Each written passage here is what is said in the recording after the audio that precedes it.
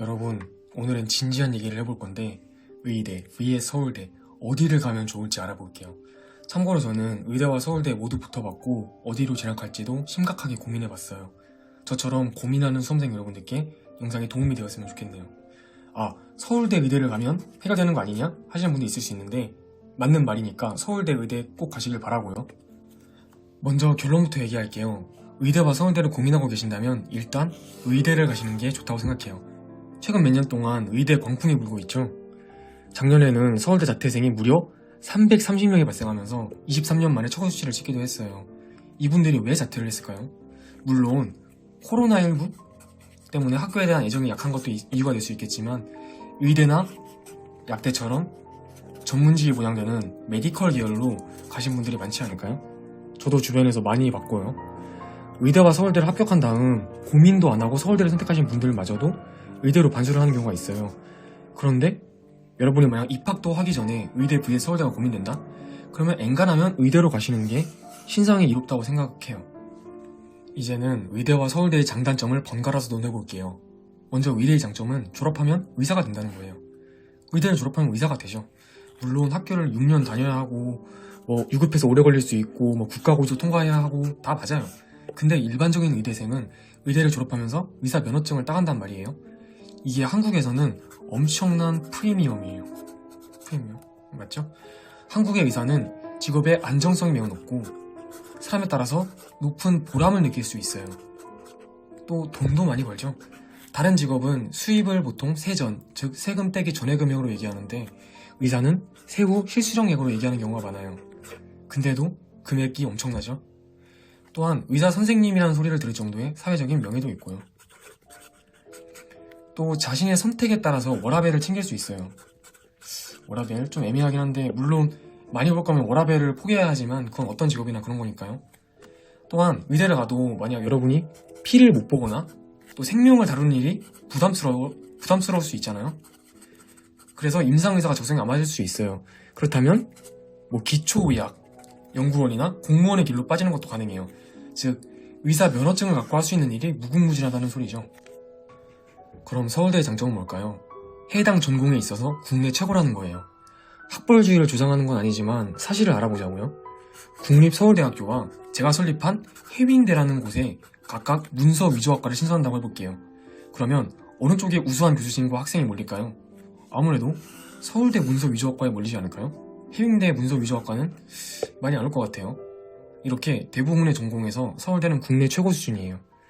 QS 세계대학 랭킹에서도 서울대는 국내 대학 중 유일하게 30위권 안에 들었고요. 보니까 29등이더라고요, 올해는. 또한 실제 전공명을 언급하진 않겠지만 서울대 문서위조학과, 서울대 감귤포장학과처럼 전망이 안 좋아 보이는 학과가 있다고 하더라도 그 전공 분야에 있어서만큼은 서울대는 여전히 국내 최고 수준이에요. 그 특유의 프라이드, 자부심 같은 거는 다른 학교에서는 찾기 힘들죠. 그리고 서울대에서 입학 통지를 보낸 수준의 학생이라면 본인의 노력 여하에 따라서 해당 전공에서 충분히 뛰어난 아웃풋을 낼 수 있다고 생각해요.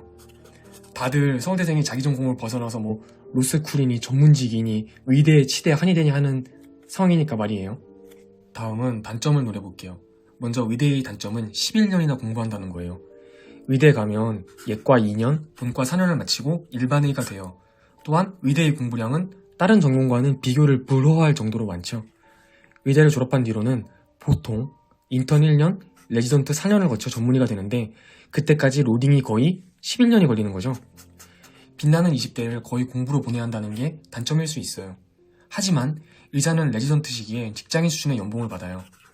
또한 서울대의 경우에도 고시를 준비하거나 대학원 박사 과정까지 받는다면 돈을 본격적으로 버는 시기가 의사처럼 역시 30대까지 밀릴 수 있다는 점에서 의대만 11년 공부하고 의대만 사회 진출 시기가 늦는다는 비판은 부적절한 면이 있어요. 물론 서울대에 가면 본인의 선택에 따라서 칼 졸업을 하고 일을 할 수 있지만 말이에요. 서울대의 단점은 내가 잘해야 한다는 거예요. 내가 잘하지 못하면 말짱 도루묵이 될 수 있다는 거죠. 서울대 타이틀은 멋있지만 여러분이 이 타이틀을 반짝반짝하게 닦아줄 수 있어야지 그 의미가 생겨요. 물론 한국에서 서울대의 아웃풋은 독보적이에요. 정치, 법조, 언론, 경제계는 물론 교육, 문화, 예체능계에도 수많은 서울대 출신들이 활동 중이에요. 그런데 이걸 보면서 지나가는 흔한 서울대생 한 명이 나도 서울대 동문이니까 크면 저 사람들처럼 되지 않을까? 라고 생각한다면 약간 지나친 낙관주의라고 생각해요.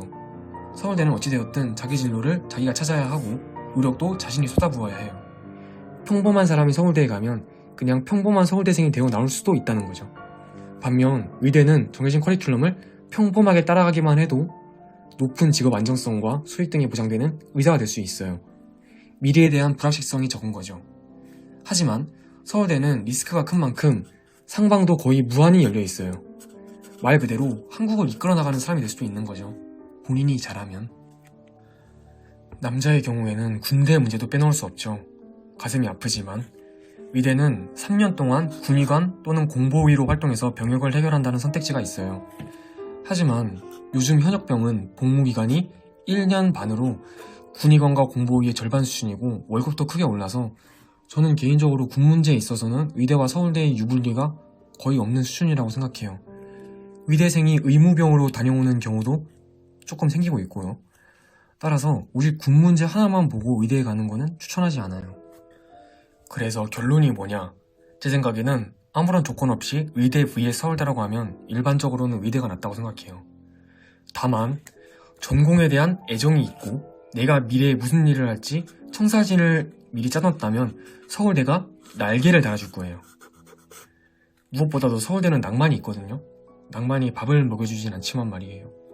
자, 의대 vs 서울대 각자 잘 선택하시기 바라고 제 생각 잘 들어주셔서 감사합니다.